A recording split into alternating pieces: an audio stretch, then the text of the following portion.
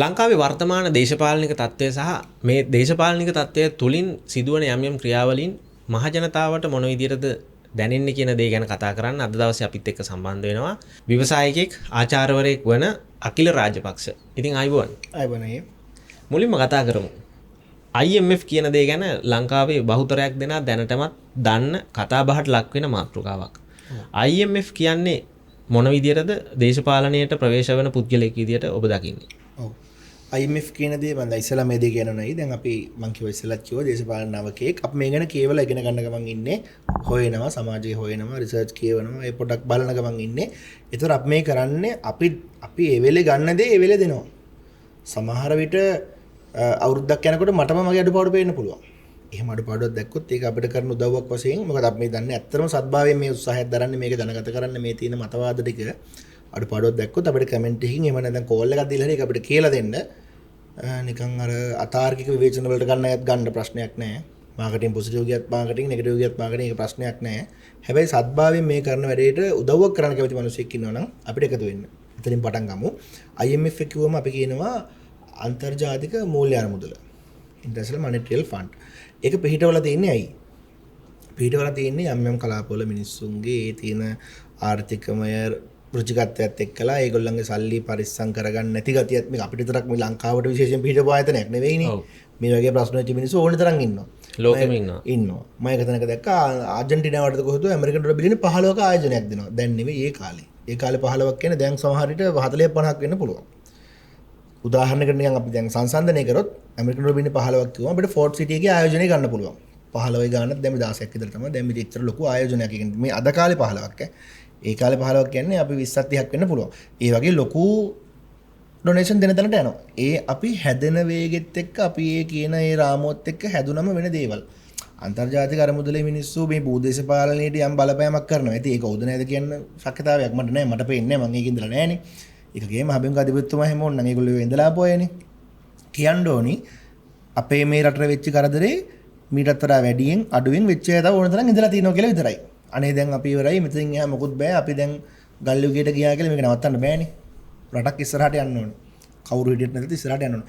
IMF කියන දේෙන් කරන්නේ යම් යම් මූල්‍යමය ආර්ථිකමය වශයෙන් අවපාදයකටපත් වුනහම ඒ පිළිබඳ විශේෂඥයෝ වෙනවා. දැන් අපිට පපුවේ අමාරුවක් අහම අපි ගිහලා කාඩියොලොජිස්ට් කෙනෙක් හම්බෙලා ප්‍රශ්න ටික කිව්වම මේ මිනිස්සු වැරදි ටිකක් කියනවා. ඔයා එක්කෝ මත්ද්‍රව්‍ය මත්පැන් බොන්න එපා, තෙල් සහිත ආහාර කන්න එපා. ඒ වගේ වැරදි ටිකක් කියනවා. ඒ වගේ IMF එකටත් අපි ගිහලා අපේ ප්‍රශ්න ටික කිව්වම ඒගොල්ලෝ යම් යම් කොන්දේසි ටිකක් දානවා.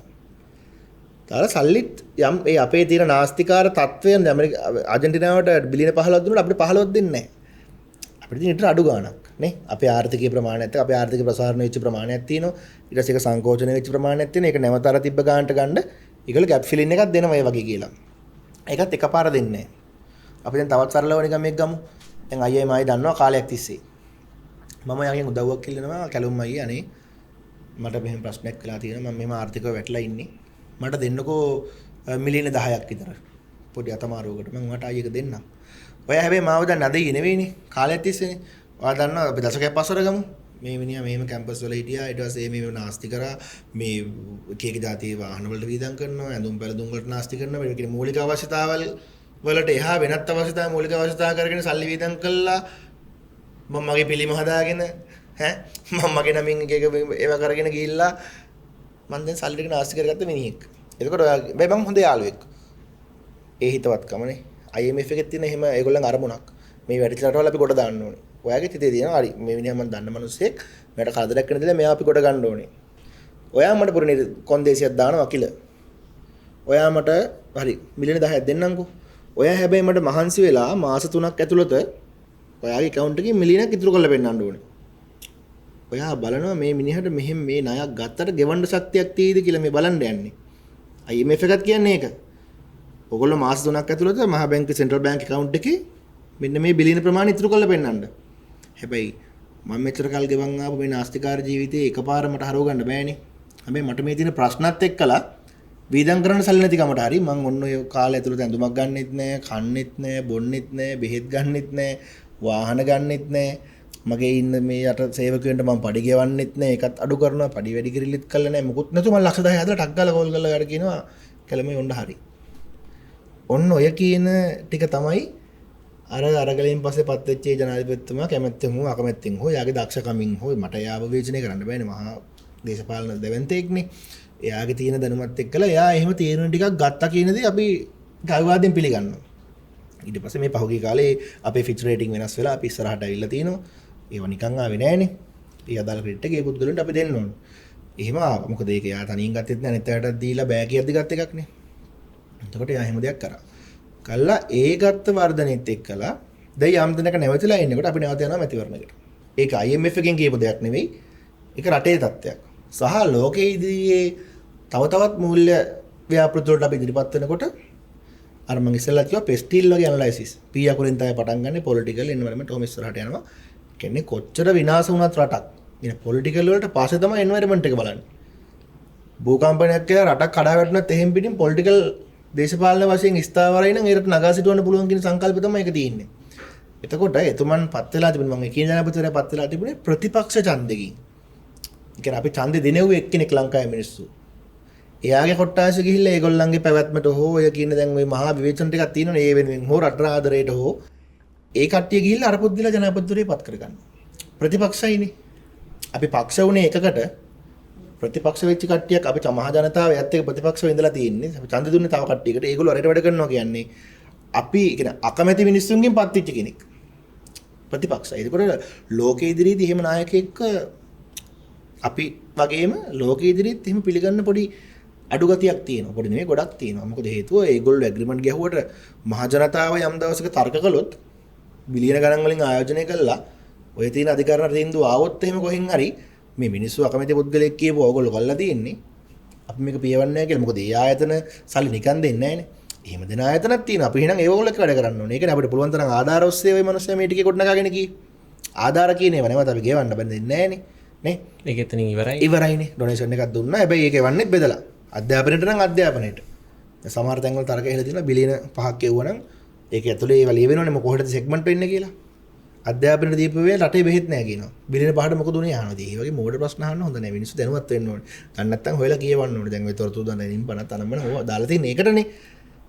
අපි වතුර ටිකක් බොන්න ගියාම මඩවලකින් බොන්නේ නැහැ නේ 30 කොච්චර තිබ්බත්. ඒක නිසා මම කියන්නේ දැනුම පිපාසාවක් තියෙනවා නම් මේ අතට එන මේ මඩ වතුර බොනවා වගේ වැඩක් කරන්න එපා. හොයලා බලන්න. නේ? නැත්තම් හරියට හොයලා බලලා පිරිසිදු කරලා දෙන පුද්ගලෙක්ගෙන් ඒව අහන්න නේ. එහෙම කරන්න ඕනේ. එතකොට එහෙම ගමනක් කියලා දැන් ඔන්න එයා යම් මුදල් ප්‍රමාණයක් ඉතුරු කරලා පෙන්නවා. අයියත් මට දීපු උදාහරණෙට ඔන්න දැන් මාත් මිලියනේ හදලා පෙන්නවා. ඔයා මට කියනවා අකිල මේක හරියන්නේ නැහැ මේ ඔයා මං ඒ අඳම පිටින්ම ඔයා වායි හම්බෙන්න ඇවිල්ලා තියෙන්නේ. අකිල ඔයා නාලත් නැහැ කාලත් නැහැ බීලත් නැහැ මේක කරන්න බෑ. මං තව මාස 3ක් දෙන්නම්. ඔයා මට මිලියන 2ක් තව මිලියනයක් එතකොට. අර මිලියනේ මේකේ මාස 6ක් ඇද්දි මිලියන 2ක් වෙන්න මට හදලා පෙන්නන්න. දැන් නැත්තම් අකිල ඔයාට මං ඔය මිලියන 10 දීපු ගමන් ඔයාගේ ඔය සපුර ගන්න බැරි වෙච්ච ඒවා ටික ඔයා සපුර ගන්න ගිහිල්ලා මේ මිලියන 10 ලොස්ට් කළා ඔයාට මට ගෙවන්න වෙන්නේ නැහැ. ඔයාට ආයෙ අපි දෙන්නටම ගිහින් තව දෙනකින් ණයක් ගන්න වෙනවා කියන දේ ඔයා කියනවනේ. IMF එකත් එහෙමයි. ඒගොල්ලොත් කිව්වා එතකොට හරි. කොටස් සල්ලි දෙන්නේ. ඉතුරු කොටස දෙන්නම්. තාන්න බජට් එක. කියන්නේ මේක දැන් ඉන්න ජනාධිපතිතුමාද කලින් ජනාධිපතිතුමාද අකිලද කැලොම්ද වැඩක් නැහැ මේ ශ්‍රී ලංකානේ. ශ්‍රී ලංකා තමයි ඒගොල්ලෝ ප්‍රොජෙක්ට් ෆයිල් එක. ශ්‍රී ලංකා next 3 months ඒක තමයි plan එක. හරි. දැන් ජනාධිපතිතුමාට කියන බජට් එක දාන්න. ඡන්දේ පොද ඒගොල්ලෝ පූර්ණ විශ්ලේෂණයකනේ ඉන්නේ ඡන්දෙකුත් ළඟයි. ඒකට එයා දන්නවා මේක අතිශය වශයෙන් අතිශය සහන පිරිච්ච බජට් එකකට ගියොත් ඒක මගේ රජයේ වියදමනේ බජට් එක කියන්නේ. එතුමන්ගේවත් එතුමන්ගේ පක්ෂවත් ඒ පොත්වල කියවනේ රටේ වියදම මේ සම්බන්ධ කරන්න දාන්නේ පාර්ලිමේන්තුවට. පාර්ලිමේන්තුවේ ප්‍රධාන බලයක්නේ මූල්‍ය බලය තීරණ ගන්න එක. පාස් කරලා දෙන්න කියලා දාන තුනෙන් දෙකක් තියෙන මිනිස්සු දීලානේ තියෙන්නේ. බෞද්ධ විශ්වාසකින්. ඒක ප්‍රශ්නයක් නෑ. හැබැයි මේ අතිශය කියන්නේ දෙනම ඒවා අයවැයක් නෙමේක වයම වැඩි වුණොත් අය නැති වුණොත් මගේ උදාහරණයක් ගත්තොත් දැන් ඔන්න මාත් ගෙදර ගියකම අම්මට දැන් හරි දැන් කරන්න දෙයක් නැහැ මොනවා ටිකක් කරන්න වෙනවා කියලා මගේ ළඟ ඉන්න මැනේජර් කෙනෙක්ට අරන් දෙනවා වාහනයක් ඉස්සෙල්ලම ඔබ තව ටිකක් දුවපන් ඔහේ නිකන් මං ආයේ අර පරණ ජීවන රටාවර ටික ටික එලෙමෙන්ට් ගත්තොත් අර 10 එකතු කරගත්තේ වෙන වැඩකට වාට පෙන්නන්න ඒ 10 මම පරණ වැඩ ටික ආයෙ කරන්න ගන්නවා පොඩියට හැබැයි මම ඊළඟ මාසෙත් තාම මිලියනෙකුත් හොයලා පෙන්නන්න ඕනේ නේ මම මේ ආකාර දෙකක් තියෙනවා මම කියන්නේ එක ආකාරයක් මට ලේසි විදිය මට හුරු විදිය ආයෙ ගියොත් එන්නේ මාස 6ක් යනකොට මිලියන දෙකක් නෙමෙයි තිබ්බ මිලියනෙනුත් භාගයකට වැඩියෙන් ඉවර වෙනවා. බොහෝ විට ඔක්කොම ඉවර වෙනවා. එක ආකාරي. දෙක ආකාරي තමයි අර ලක්ෂ 10ක් මම FD එකක් හරි කොහේ හරි දාලා නැත්නම් තාම මොන ෂෙයාර් මාකට් එකේ කොහේ හරි දාලා ඔය 10ක් තව 12 13ක් කරගත්තොත් මම හොයන්න ඕනේ 7යි. නේ? මීට එන ෂෙයා මාකට් එකේ ප්‍රොෆිට් එක කියන්නකෝ. ඒ ප්‍රොෆිට් එකේ එන මිලියන දශම ගාණින් මගේ ඒ ජීවන තත්ත්වය ආය නගා සිටුල ඔයාට පෙන්නලා අර විදිහටම තව 10ක් එකතු කරොත් නේ ඔයාගේ මගේ කොන්දේසි සම්පූර්ණ වෙලා මට ණය මුදල පාස් වෙන්නේ. IMF එකෙත් එහෙමයි.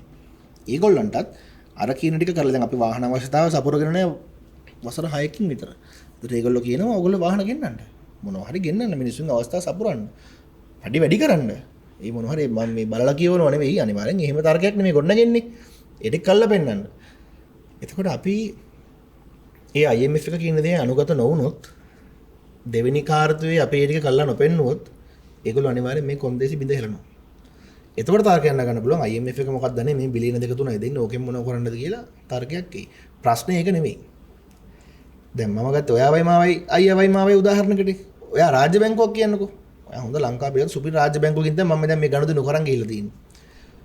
යම් හේකින් ඔයාගෙන් මට ඒ මුදල පාස් වුණොත් ලෝන් එකක් විදිහට මගේ ක්‍රිබ් එකත් ක්ලියර් වෙලා මට ඒ ලෝන් එක දුවන අතරේ මගේ බිස්නස් යම් තත්යකට මම ගත්තොත් මට ඊළඟ ලෝන් වලට යන්න පුළුවන් තවත් මූල්‍ය ආයතන හරහා. ඒ මගේ ක්ලියරන්ස් හොඳයි පේ ෂෙඩියුල් එක හොඳයි නේ. IMF එකේ ප්‍රශ්නේ ඒකයි.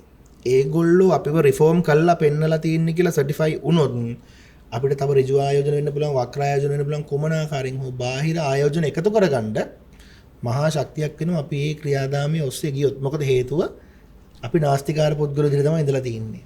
සහ ආර්ථික සහ මූල්‍ය ස්ථායීතාවය වැදගත් වෙනවා. මේ මූල්‍ය ස්ථායීතාවය ගැන හිතන්නේ නැතුව තමයි අපි මේ 76 සාපි හෝ ඊට කලින් හෝ ඒ කළා තියන්නේ ඒක.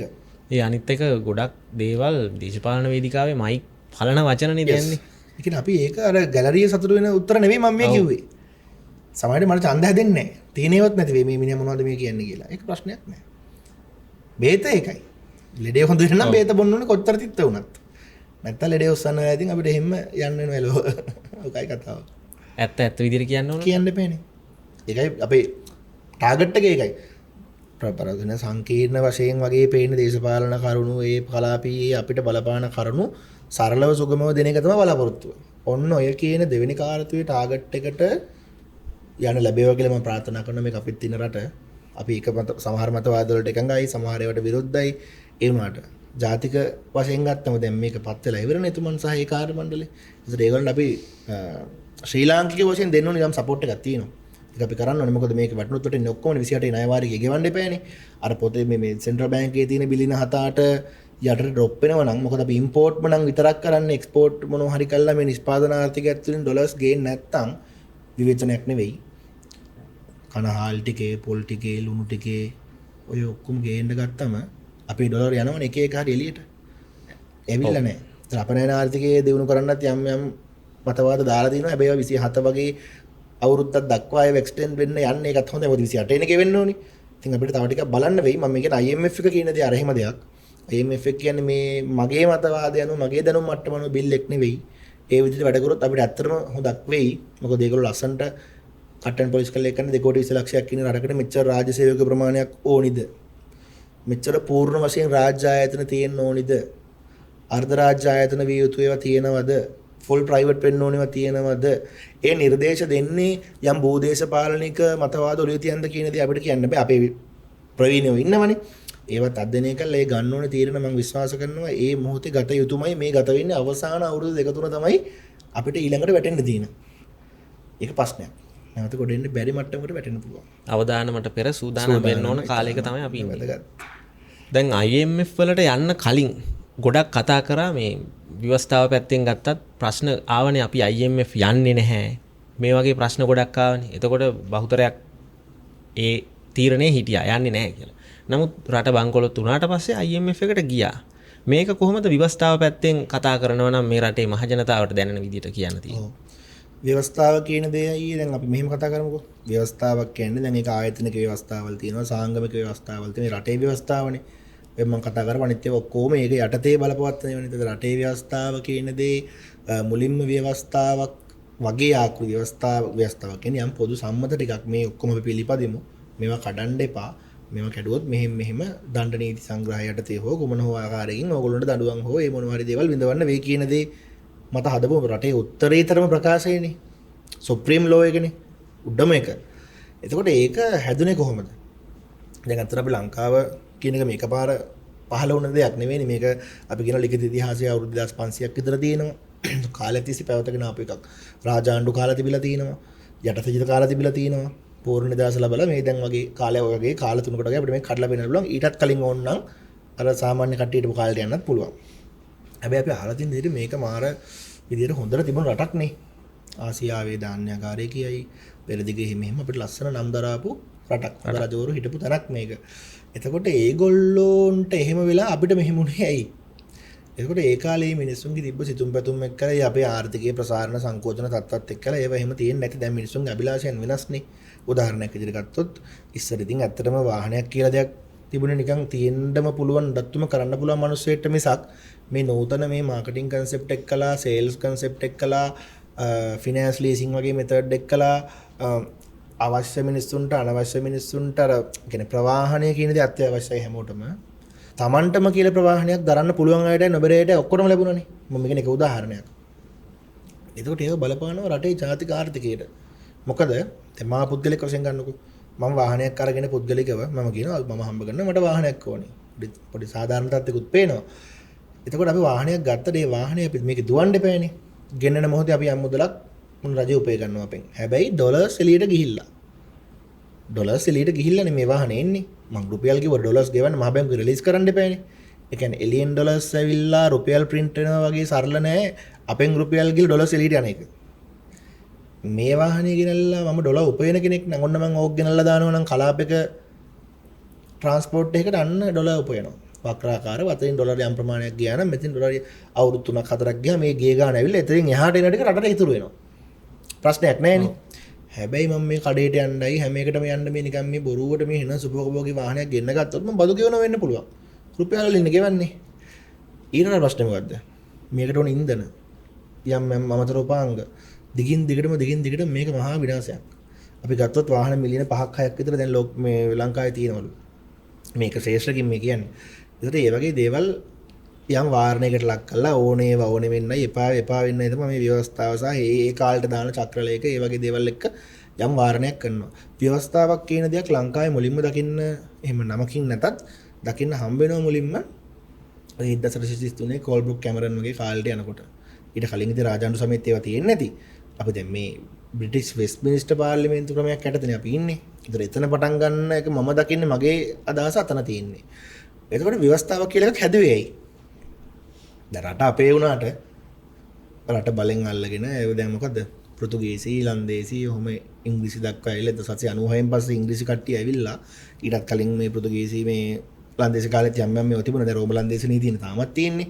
ඊට එහෙම මං කියන්නේ මේ අපිට නමක් වශයෙන් කියන්න පුළුවන් කෙනෙක් තමයි ඔය කිව්වේ.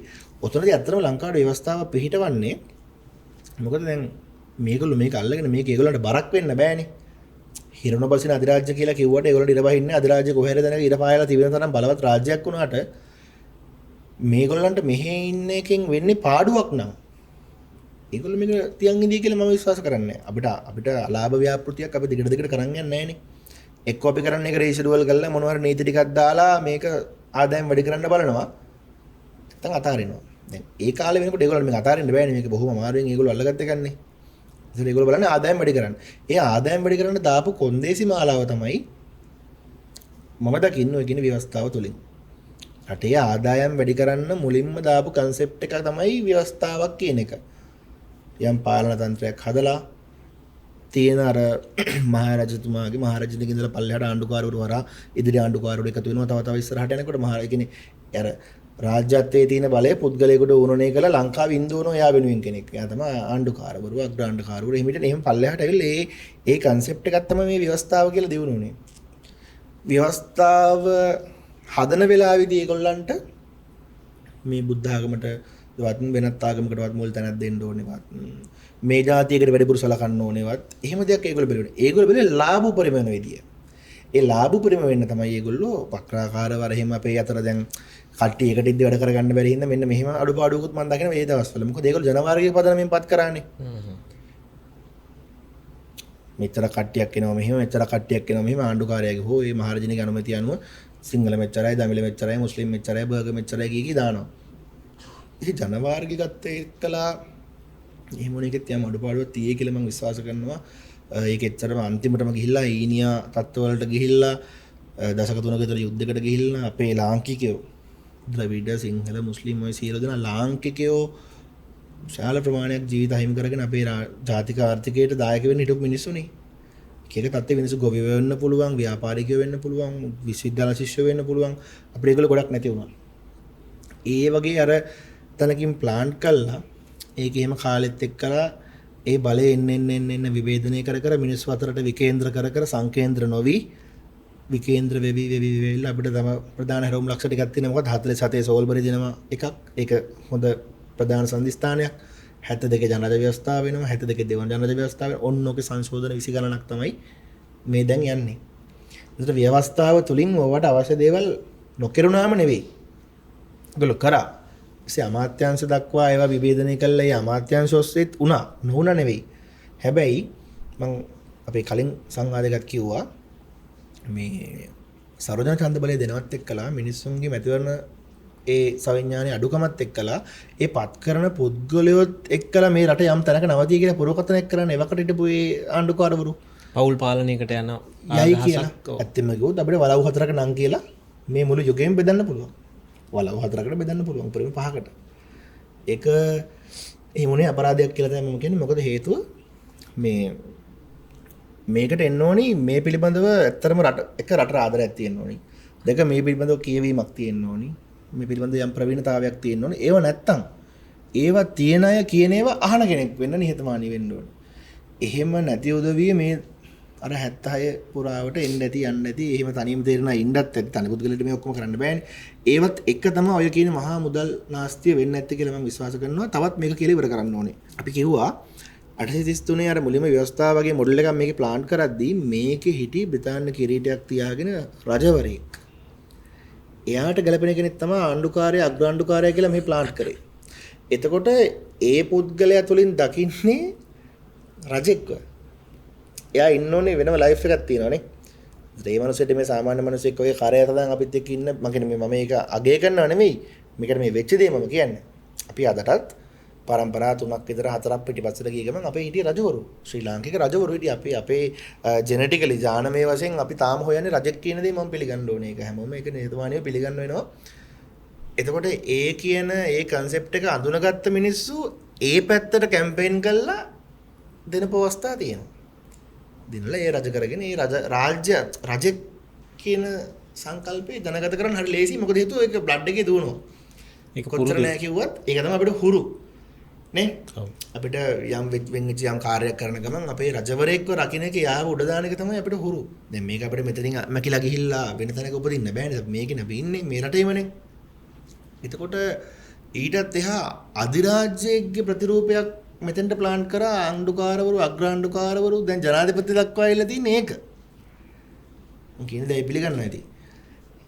ආණ්ඩුකාරවරයෙක් වෙනවා අග්‍රාණ්ඩුකාරවරයෙක් වෙනවා නාමික ජනාධිපති කෙනෙක් ඉන්නවා විධායක ජනාධිපති කෙනෙක් දක්වාම එනවා අන්තිම ව්‍යවස්ථාවත් එක්කලා 78 ව්‍යවස්ථාවත් එක්කලා. එතකොට ඒ පුද්ගලයන්ව මේන්ටේන් කරන්න ඒ යම් දේවල් අයින් කරන්න වෙනවා. එයාගේ වරප්‍රසාද පනතක් වෙන්න පුළුවන්. එයා රාජ්‍යයත් ඉන්නකොට වෙන්න පුළුවන්. ගියහම වෙන්න පුළුවන්. එහෙම මේක මහා විශාල කතිකාවතක්. එතකොට ඒක මේ එකරයකින් වෙච්ච දෙයක් නෙමෙයි. මේකට අපි කාටවත් නමක් කියලා බැනලා වැඩක් නැහැ. තාපු විදිහක් තියෙනවා. එහෙම ඇවිල්ලා හැබැයි අර මං කිව්ව එක තැනකදී නොගැලපෙන කට්ටියත් ආවා. ඒගොල්ලන්ට අනවශ්‍ය විදිහට එහෙම වර්ධනය වෙන්නේ ඒගොල්ලෝ නඩත්තු කරන්න යම් මුදලුත් වෙන් වුණා.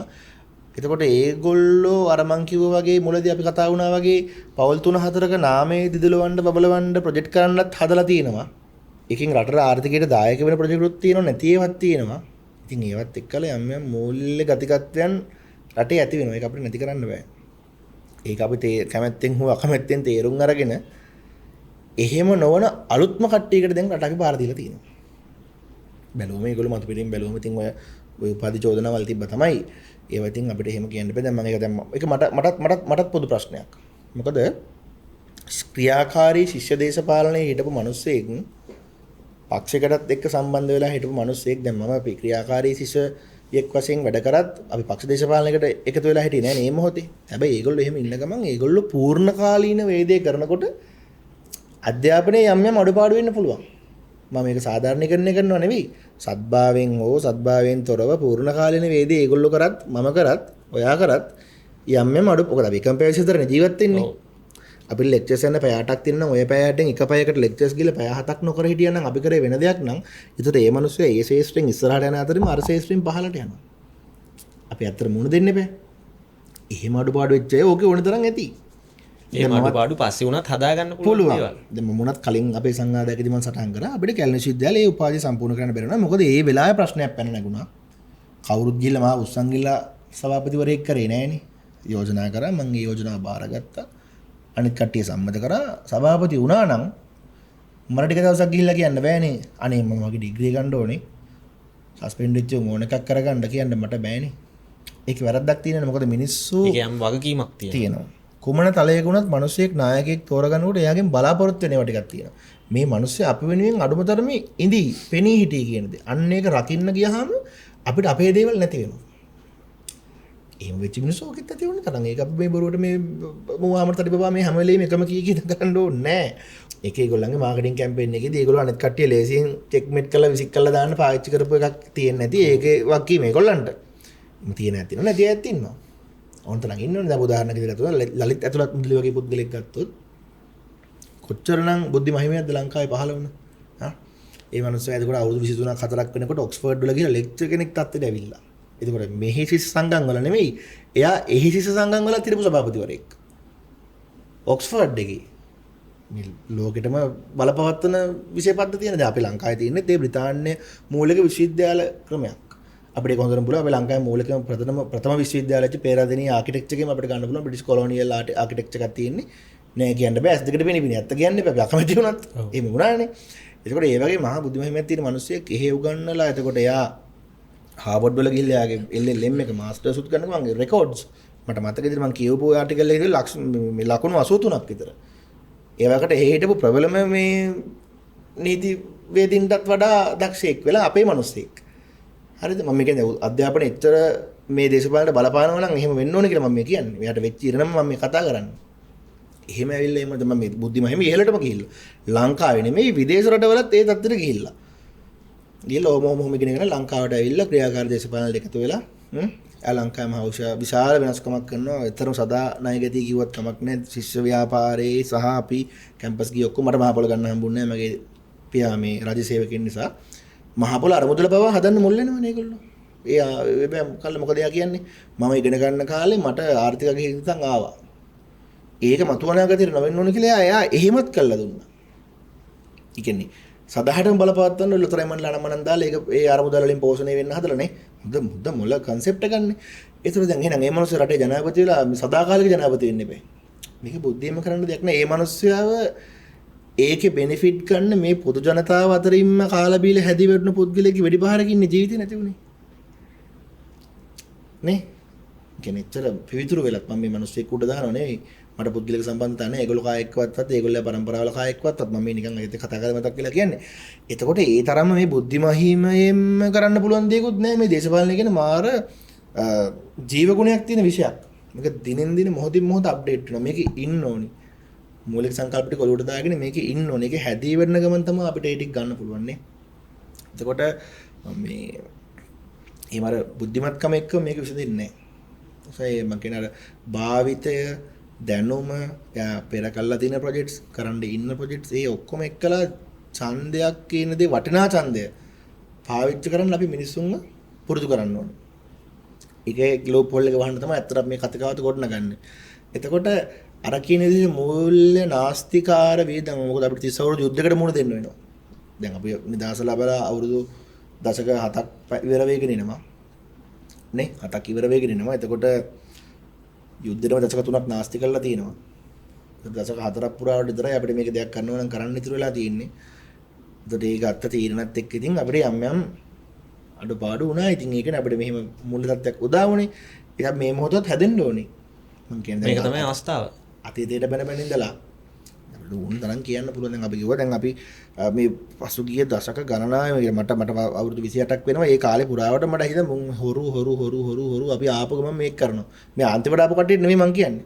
හැමෝම කියන ආපු ගමන් මේව කරනවා. දැන් කියන්නේ මිනිස්සු බලාපොරොත්තු වෙනවා නම් දැන් මම මෙතනට එනවා. ටිකක් කතාව දික් වෙනව කමක් නැහැ නේ. කියුබාව 1959 වගේ වෙන කාලේ වෙනකොට බැටිස්ටා කියලා පාලකෙක් හිටියා වෙනකොට එයා ඒකාධිපතියෙක්. එයාට ඕන ඒවා කරනවා නාස්තිකාරයි. මේගොල්ලෝ මහා හොරු. දැන් අපි ඉතිහාසය කියලා විෂයක් අපිට උගන්වලා තිනවා මිනිස්සු හොයලා ඉගෙන ගන්නවා. අපි ඉතිහාසය ඉගෙන ගන්න ඒ තුලින් අත්දැකීමක් කරන් අපේ වර්තමානයේ සහ අනාගතේ ගොඩනගා ගන්නනේ. මම මේ දැන් කියන ඓතිහාසික කතාවක් කියන. ඒගොල්ලෝ දැන් ඉන්න තත්ත්වය කියනවා. අපිත් ඒ පාරේ ගියොත් අපිට වෙන එක මම කියනවා. ඊට පස්සේ ෆිදෙල් කැස්ට්‍රෝ මහත්මයා මුල් වෙලා ඒ අරගල නිර්මාණය කළා. මේක හරියන්නේ මේක අපි ගන්න ඕනේ කියලා ආක්‍රමණශීලීව ඡන්දයක් නෙවෙයි ආක්‍රමණශීලීව රට බාර ගන්නවා. 59 ජනවාරි 1 විතර මතක විදිහට මම කියවපු විදිහට. ඒකට එයා අවුරුදු 40ක් විතර පාලන තන්ත්‍රෙත් ඉන්නවා. දැන් එයාගේ තර්කේ මම හොරකම නවත්තනවා කියන එකනේ. මම කියන හොරකම නැවතුමු පමණින්ම මේ රටක ප්‍රශ්න ඉවර වෙන්නේ නැහැ කියන එක. මම හොරකම් කරන්න කියලා නෙවෙයි. හොරකම නවත්තන අතරෙම මේකට අලුත් ප්‍රොජෙක්ට් එන්න ඕනේ. ඒ හොරකම කියන එක දේශපාලන වේදිකාවේ කියන වචනයක් නේ. ඔව්. ප්‍රැක්ටිකල් තත්ත්වය වෙනස්. ප්‍රායෝගිකත්වය ඊට වඩා මම මේ කියන ඒවා තාත්පසින් එහා වෙන්න පුළුවන් වැඩ කරන්න ගත්තම.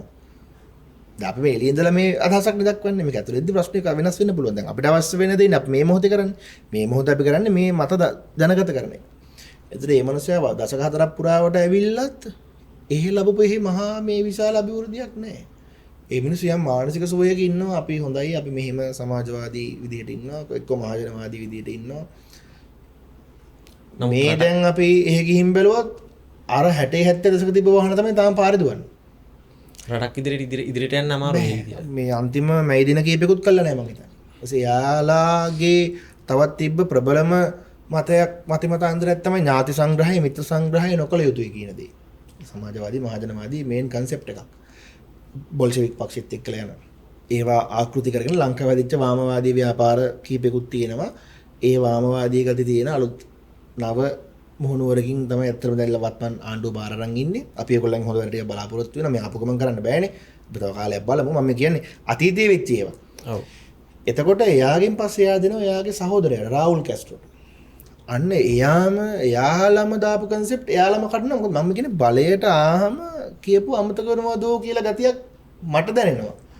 ඊට පස්සේ එයාට දෙනවා. ඊට එයා ටික කාලයක් ගිහිල්ලා එයාගේ මිත්‍රයා මිචෙල් ඩයස්ට දෙනවා. අන්න මිත්‍ර සංග්‍රහයකුත් කළා. ඒක දරා ගන්න බැරුව රාහුල් කැස්ට්‍රෝගේ අයියාගේ පලින් ෆිදෙල් කැස්ට්‍රෝගේ පුතා පිදිලිතෝ කැස්ට්‍රෝ එයා සුයිසයිඩ් කරගන්නවා. මේ බලන් ඉන්න බැරුව. මම කියන්නේ දැන් මේක දැන් අපි යන්නේ කියුබන් එක උදාහරණයක් පැත්ත තව වෙන්න පුළුවන් උතුරු කොරියාව දෙකට වෙනවා අපි ඉදිරි සංවාදවල ඒවා කතා කරමු. එතකොට මේගොල්ලන්ගේ මේ සහෝදරි ඇමරිකාවට පැනලා ගිහිල්ලා එහෙ මොකක් කර ඖෂධ සලක් හරි මොකක් හරි තනියෙන් කරන ගමන් එයා එහෙ ඉඳලා මගේ සොහොයුරෝ කියලා මොකක් හරි පොතක් ලියනවා මේගොල්ලෝ කියන මෙයාලව මරන්න ඔත්තු දෙන ගමන් එහෙම කරනවා. ඒ තමන්ට ඉන්න එකට ඉන්න සහෝදරයන්ට එපා වෙන තරම්. එහෙම වෙන්න බෑනේ. දැන් මේ ලංකාවේ වුණේ ඒකේ විලෝමය කියන එක පවුලක් එකතුලා මේ රට වෙහිම කරාලු.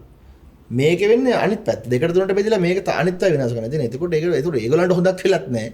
ඒ රටට හොඳක් වෙලත් නැත්තම් එහෙම කන්සෙප්ට් අපි ඇයි try කරන්න හදන්නේ? නේ? මේ මිනිස්සු දැන් දශක දැන් 59 ඉඳලා මේ දැන් දශක 6මාරක් විතර. ඒ මිනිස්සු තමන්ගේ මුහුද දිගේ මේ ජීවිතේ පැත්තක තියලා මුහුදේ පීනන් යනවා මේ අර දකුණු ඇමරිකාවට පැන ගන්න මොන හරි කරන් ඉන්න කියලා. ඉතින් මම කියන්නේ මේ මට මහා ලොකු විද්වතෙක් නෙවෙයි. මම මේ පොඩි තර්කයක් ගොන්න ගන්නෙ. නේ? අපි කතා කරලා බලමු මේ ගැන කියලා. ඉතින් ඒ වගේ දේවල් මත් නෙවෙයි මම කියන්නේ මේ අන්තෙන් මේක විසඳෙන්නෙත් නැහැ. දකුණු අන්තෙන් විසඳෙන්නෙත් නැහැ කියන දේ ලංකාව වගේ රටක් පිළිගන්න ඕනේ. ඒක මැදමාවත තමයි සාමාන්‍ය මට්ටම. මම මේ ලංකාව විවේචනය කරනව නෙමෙයි අපේ රටනේ අපිට වටින්නේ. අපිට කරන්න පුළුවන් තරමක් තියෙනවා. අපිට තියෙන ස්වභාවික සම්පත්වල යම් සීමා සහිත තැන් තියෙනවා. ශ්‍රම බලකාය යම් සීමා සහිත තැන් තියෙනවා. තාක්ෂණයේ පැත්තෙන් යම් සීමා සහිත තැන් තියෙනවා. ඒ තැන් හඳුනගෙන අපේ තරමට අපි වැඩ ටිකක් කරන්න ඕනේ. එක්කෝ අපිට මම නිකන් දැන් මේ මොහොතේ මතක් වෙනවා කියන්නේ අපිට එක්කෝ එකලස් කිරීමේ වගේ පැත්තකට යන්න පුළුවන්. මොකද අපිට මොනතරම් ශ්‍රම බලකායක් ඉන්නවා. අපේ සාක්ෂරතාව හොඳයි. අපේ මිනිසුන්ට යම් කෝස් එකක් දෙන්න පුළුවන්. ඒ වගේ ප්‍රොජෙක්ට් අපි කතා කරගන්න බැරි වෙන්න බෑනේ. හැබැයි ඔයා නම් ඉන්නේ ආයෝජකයා. ඔයා බලනවා මම ගිහිල්ලා මගේ බිස්නස් එකට මොකද වෙන්නේ කියලා. නිරන්තරයෙන් විදුලි සැපයුමක් තියෙන්න ඕනේ. ඒ ජලය නම් ජලය සැපයුමක් තියෙන්න ඕනේ. මාර්ග පද්ධතිය ඒ තත්ත්වෙට දියුණු වෙලා තියෙන්න ඕනේ. ඉඩකඩ පහසුකම් තියෙන්න ඕනේ. අපේ තියෙන පාරිසරික ප්‍රතිපත්ති, රාජ්‍ය ප්‍රතිපත්ති, ඒගොල්ලන්ගේ ප්‍රතිපත්ති වල නිකන් මේ සැලකිය යුතු 100% යන්නේ නැහනේ. සතුටුදායක තත්ත්වයක තියෙන්න ඕනි. අදානට උනේ එහෙම දෙයක් වෙන්නේ නැති. එයා ගියානේ. මං කියන්නේ මේ ඔක්කොම පිටරට කට්ටියට දෙන්න කියලා නෙවෙයි. ලාංකේය ආයෝජකයන්ට අනේක හොඳයි. මෙන්න මෙහෙම ප්‍රශ්නයක් තියෙනවා. අපේ ලාංකික දැන් ඔය එයාට කම්පෙයාර් කරමුකෝ අපේ කාව ඉන්න ලොකුම එක්කෙනාව අදානිට. ඒතර ඒ මිනිස්සයාගේ ආයෝජන තියෙන්නේ කොහොමත් විදේශයේ අදානි කියන පුද්ගලයාගේ. ඒතර එයාගේ මුදල් එන්නේ එළියෙන් අපිටනේ. එයාගේ මුදල් එන්නේ එළියෙන් අපිට. අපේ මුදල් දැන් සෝලා සෙල් එකේ ඉඳලා ලංකාවේ 100%න් හදන්න බෑනේ. සොලම් බලාගාරයක් නම් මේ මැෂින් එක ලංකාවේ හදන්න යම් ඩොලර් ප්‍රමාණයක් එළියට යන්න වෙනවා. මහ බැංකුවෙන් රිලීස් කරන්න වෙනවනේ. දෙපැත්ත මොකද්ද? අර මිනිස්සයා ගෙනාවුත් මෙහෙට එයා ප්ලාන්ට් එක හදලා එයා අපිට විදුලිය විකුණලා අපි එයාට යම් මුදලක් ගෙවනවා. ඒ ඩොලර් ඊට වටෙන් යනවා. අපේ කෙනෙක් එළියෙන් ගෙනලා හදුවොත් ඒත් ඊට වටෙන් යනවා. ඒතර අපි දැන් අපිට කරන්න පුළුවන් දෙයක් නෙවෙයි යම් විද්වත් කමිටුව එකතු වෙලා මෙහෙම කතා කරලා එහෙම අදානි ගියා නම් ප්‍රශ්නයක් නැහැ. දීර්ඝ කාලීනව බලනකොට මේ නිකන් එන හුලන් ටික අදානි අපිට කුණ ඩොලර් ගන්නවට වඩා අපේ මිනිස්සෙක් මේක කරන එක හොඳයි කියලා ගත්තා නම් කමක් නැහැ. හැබැයි රාජතාන්ත්‍රික වශයෙන් භූදේශපාලනික වශයෙන් එහෙම මිනිස්සෙක් එකපාර ලෝක බලවේගයක් වෙන ගමන් තියෙන ඉන්දියාව අපේ අසල්වැසි රාජ්‍ය ඒගොල්ලෝගේ අයවැයනොත් වෙනම අපේ රටේ නමින් යම් මුදලක් වෙන් කරලා තියෙනවා මම දැක්ක විදිහට පහුගිය කාලේ. ඔව්. එහෙම රටකට අපි එහෙම කරන එක හොඳ නැහැ කියන දේ මම හිතනවා. එහෙම සම්පූර්ණයෙන්ම ඉවත් වෙන්න තරම්. එහෙම හොඳ නැහැ. මොකද හේතුව දැන් ඒ රටේ ඒ පුද්ගලයා මේ ඩොනල්ඩ් ට්‍රම්ප්ට ඉලොන් මස්ක් වගේ අර ළඟම හිතවතෙක් මූල්‍ය පැත්තෙන්. එතකොට එහෙම මිනිස්සෙට එහෙම වුණාම එයා වටා එයාව ආදර්ශයට ගත්ත එයාගේ ව්‍යවසායකයොත් අපේ රටෙන් ඉවත් වෙයිද කියන සැකය සාධාරණ සැකයක් මට පහළ වෙනවා. අනිවාර්යෙන්. මොකද ඒ වගේ টොප් ලෙවල් බිස්නස් එකකින් ඔව්. පොඩි දාන කියන්නේ එයා සාමාන්‍යයෙන් බ්ලැක් මාක් එකක් වැදුනා වගේ වෙනවනේ ලංකාව කියන රටට. එයා ඇවිල්ලා එයාගේ ආයෝජන ඔක්කොම තියෙන ආර්ථික මර්මස්ථානවල වරායවල් වල ඒ ඔපරේෂන්ස් කරන ඒරියාවල ඒ කියන්නේ ඒ පුද්ගලයාගේ බලපෑම එයා ඉන්දියාවටත් ලොකු බලපෑමක් කරන්න පුළුවන් මිනිස්සෙක් අර වෙරළ තීර දිගේම මම හිතන්නේ වරායවල් කීපයක් කරන ගොඩක් ඒවා ඔපරේෂන්ස් එයාගේ තියෙන්නේ. ඒතර ඒ වගේ පුද්ගලෙක් අපේගේ ඔපරේෂන්ස් ගන්නවා කියන එකෙත් යම් ප්‍රගතිශීලී ගතියක් තියෙනවා. මොකද අපිට තනියෙන් කරගන්න බැරි නිසා. අපේ ඉන්නවනම් මහා පරිමාණ එන්ටර්ප්‍රයිස් ලෙවල් එකේ මිනිස්සු ප්‍රශ්නයක් නැහැ. ඉතින් අත්තර ස්වාධීන වෙන්න තරම් තව දෙයක් නැහැනේ. සානිත් එක අපේ තියෙන මේ ප්‍රතිපත්තිමය තීරණ ඔව් වල පොඩි අඩුපාඩුවක් තියෙන්න පුළුවන්. මොකද ප්‍රොජෙක්ට් එකක් ඇප්‍රූව් කරද්දී ශක්්‍යතා අධ්‍යයනයක් කරලා ඒව සාමාන්‍යයෙන් ඇනලයිස් කරලා නේ කරන්නේ. ඒකට ඒකේ රිපෝට් ටික හරියට දුන්නා. අපි යාට බලාපොරොත්තුවක් දෙන්න කලින් ෆීසිබිලිටි ලෙවල් එකකින් අපිට මේක අල්ල ගන්න පුළුවන්. මල්ලලා එක්ක නෑ. යෝජනාවක් එනවා නම් මෙන්න මේ කාලය මෙතන තමයි ලොකේෂන් එක. මේකේ තියෙන ප්‍රශ්න මොනවද? මොනවද? ඒ පාරිසරිකේ යන මම මේ වාර්තා තුලින් අපි එයා කියන මීටින් 14ක්ද කියලා ලොකු ගානක් කරාලු. එයාට ඒකට යම් මුදලක් වේදන් වුණාලු. ඒක ලොකු එයා හැබැයි බිලියම ඉවර කරලා ලස්සනට යම් දවසක මතු අනාගතේ අපි වැඩක් කරමු කියලා. ඉතින් එහෙම ඒක සතුටින් නෙවෙයිනේ කියන්නේ. එයාගේ හිතේ නමුත් උතන ප්‍රධාන ගැටලුව තියෙනවා කියලා මාධ්‍යයෙන් එළියට ආවේ ඔය කොස්ට් එක වැඩි කියලානේ. ඒකයි ඔය පාරිසරික ගැටලුව. පාරිසරික සංචාරක පක්ෂීන් උතරින්ලු අපේ රටට ගොඩක් පිවිසෙන්නේ. ඒ කියන්නේ සංචාරක පක්ෂීන් ඉතින් එන්නේ මහා කිලෝමීටර් දසදහස් ගණන් ලක්ෂ ගණන් පියාඹගෙනනේ. ඒතර යත්තෙන් ස්වභාවික සුළං දිගේ තමයි. ඕක අදානි හැදුවත් ඔය හැදුවත් මම හැදුවත් ලංකාවේ කෙනෙක් හැදුවත් ඕක උතනින් තමයි ඉන්නේ. හදන්න ඉතින් එතන වෙනමනේ. ඇයි හේතුව? ස්වභාවික සුළං එන්නේ තනින් එපා. මේ සුළං බලාගාර හදලා වැඩක් නැහැනේ. හුලන් නැති දියාවක. සුළං බලාගාර අපි ගණනය කිරීම කරන් ගියාම සුළං ධාරාව උපරිම තන අපි එක පිහිටවන්න ඕනේ. කුරුල්ලොත් දෙන්නේ මේ දිගේ තමයි. දෙගොල්ලන්ටම වැඩක් වෙන විදියක්. දැන් ජල විදුලිය හදන්න ගන්නව නම් එක්ක දියැලක් වුණ ඒ වගේ මාර්ගයක් නිකන් තියෙනවනේ. දැන් ඒතර ඒ ෆ්ලෝ එකෙත් ඉතින් මාළු වෙනවා. මං කියන්නේ කුරුල්ලන්ට මැරෙන්න දීලා නිකන් ඉන්න කියලා නෙමෙයි. සංචාරක පක්ෂීන් එන්න ඕනේ, ඉදිරියටත් එන්න ඕනේ.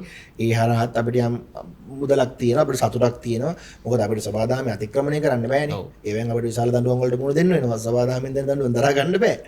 හැබැයි කවුරු හැදුවත් කුරුල්ලෝ එතනින් එනවා. ඔව්. කුරුල්ලෝ එන තැනම තමයි බලාගාරයට පිටවන්නත් වෙන්නේ ගණිතමය වශයෙන්. ඇයි මේ හදනකින් දැන් ප්‍රතිඵලයක් එනවා. අපි දැන් ඔන්න මේ අයියනම් ආයෝජකයා මන්නම් ආණ්ඩුවේ පුද්ගල පාරිසර එක්කෙනා තුන්වෙනි රජයේ විසින් මේක බැලන්ස් කරන්න එපේ. මං කියනවා කුරුල්ලන්ට අපිට එහා පාරෙන් එන්න කියන්න බෑ. එයාලා කොහොමද දෙන්නේ ස්වභාවික ධාරාවේ. ඔයාගේ බලාගාරේ පොඩ්ඩක් එහාට කරගන්න නැත්නම් මොකක් හරි මේ පාරෙන් අයින් කරගන්න කියලා අයියට කියනවා. ඒතර රාත් මොකක් හරි නැවත රීකැල්කියුලේෂන් එකක් කරලා හරි කමක් නැහැ නම මෙන්න මෙච්චර ප්‍රමාණයක් ගන්නම්කෝ. ඒතර කුරුල්ල මේ පැත්තට හැරිලා යයිනේ කියලා ගත්තොත් හැබැයි වාට වෙන ආර්ථික හානියට වක් කියන්නේ කවුද? ඔයා තනියම මේක දරා ගන්න එපානේ. දැන් මම ඉගෙන ගත්තේ සභා සෞන්දර්ය පිළිබඳ විෂයක් නම් මම ඒක රකින්න මම මගේ උපරිම වේස දරන්න එපානේ. ඒකත් ඇත්තනේ. හැබැයි රජයේ යුතුයකමක් තියෙන ඔයාවයි මාවයි බැලන්ස් කරගන්න උපාය මාර්ගිකව මේකට මැදිහත් වෙන්න. මම කියන්නේ කොමන කෙනා රජයේ හිටියත් මේ වත්මන් කට්ටියකට බයිනව නෙවෙයි. මම එතන හිටියත් මම උපාය මාර්ගිකව ඒක කරන්න ඕනේ. ඒකටනේ මේ තරම් උපදේශකවරු පත් කරන්න කියන්නේ. උපදේශකවරු එපා කියන්නේ නැහැ නේ අපි. අපි කියන්නේ පත් කරගන්න. මදි නම් තව පත් කරගන්න. හැබැයි මේ පිළිබඳ ප්‍රවීණයෝ ඒ උපාය මාර්ගිකව ඒව කරන්න පුළුවන්. ඒ පිළිබඳ දැනුමක් තියෙන මිනිස්සු ඉන්නෝනේ. මේ මිනිසුන්ට ඉන්න නම් ඉතින් ආයි යන්නේ අර වරප්‍රසාද පැත්තට තමයි. අර මධ්‍යම අධිවේදික මාර්ගයේ පඩු කරදකහට වෙච්ච වැඩේ තමයි අන්තිමට වෙන්නේ. ඒ ගහත් නැහැ. පාර හැදුවෙත් නැහැ. ඒ කියන්නේ ඒව නම් මම කාටවත් මේ පක්ෂපාතීවවත් විපක්ෂවත් කතා කරනව නෙමෙයි. ඒ කියන්නේ අර අපේ ඩොලර් ක්‍රයිසිස් එක පටන් ගන්න කාලේ දැන් තමයි ඒක මට කතා කරන්න හොඳ මම ඒ කාලේ යාළුවන්ට කිව්වා ඇහුවේ නැහැ මට හිනා වුණා. ඒකට උත්තරයක් දෙන්න මට කිව්වා හැකි. ඩොලර් ක්‍රයිසිස් එක එන කාලේ ගෑස් ටැංකිය පුපුරන්න ගත්තා. පුපුරන්න ගත්තා. ඒතර මිනිස්සු ගෙදර තියෙන පත්තර දාලා හරි බත් වෙන්නත් පටන් ගත්තා. පොල් කටු ඒවා දරවලින් ලස්සනට දරවලින් හොයන්න ගත්තා.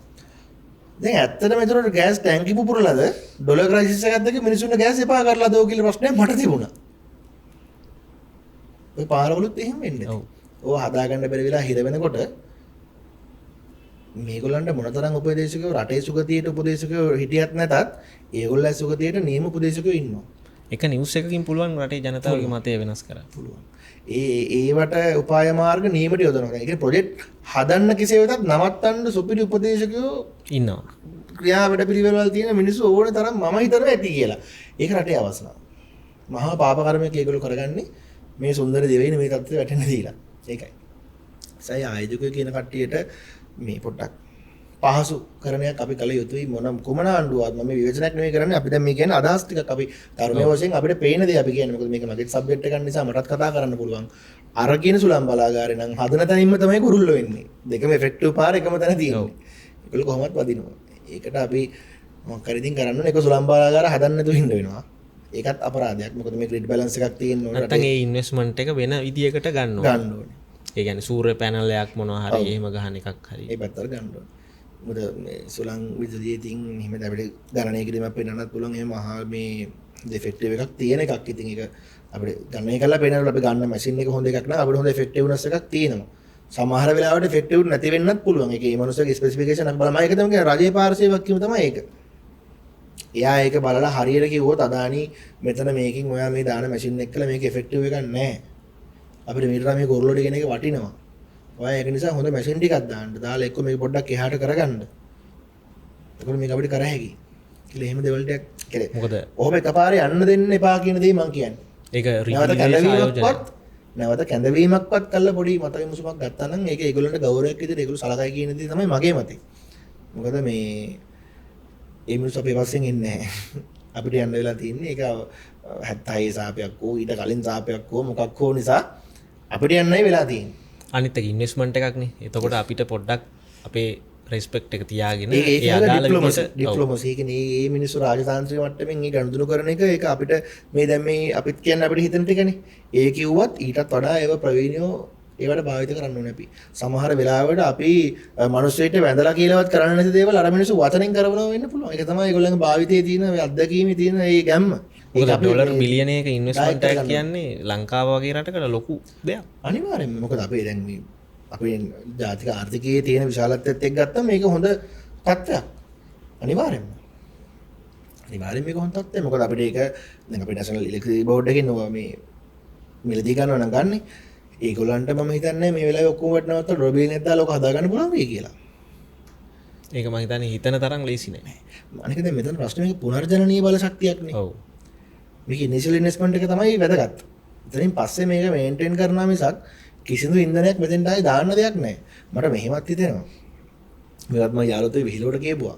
පොඩ්ඩක් දැන් ගැඹුරින් හිතලා බැලුවම දැන් මිනිස්සු ඔය අපේ මෙතන කෙරවල පිටිය ඔය නම්ම නම් අපි හැදුවේ මේ තාප බලාගාර එහෙම. ඕව හදද්දි මෙච්චර අවුව වෙන රටේ අපි ඇයි මේ ඩීසල් දාගෙන දැවි තෙල් දාගෙන මේ දල් ලඟුරු පුච්චගෙන මේව කරන්නේ ඇයි මේ තරම්? දැන් මේ අපි වලොත් වර්ග අඩියකට වැටෙන යම් සූර්ය ශක්ති ප්‍රමාණයක් තියෙන. ඒකත් එක්කලා අපිට මේ ගෙදරක වර්ග බලයක් ගත්තම ඒ ගෙදරට අනිවාර්යෙන් ඒ බිලට වඩා අඩු ගන්නට ග්‍රිඩ් එකක් දෙන්න පුළුවන්. ඔන් ග්‍රිඩ් බැරි වුණත් පද්ධතියට සම්බන්ධ හෝ නැතුව අපි සම්බන්ධ නැහැ කියමුකෝ. අයිසොලේට් කරමුකෝ. තනියම හරි ඒක දෙන්න පුළුවන්. නැෂනල් ඉලෙක්ට්‍රිසිටි බෝඩ් එකේ ලයින් එකක් තියෙද්දිම වුණත් අපිට කපල් කරන්න පුළුවන්. ඒ කියන්නේ නැෂනල් ග්‍රිඩ් එකට කපල් නොකර අයිසොලේට් පද්ධතියක් වුණත් ගහන්න පුළුවන් වෙනම.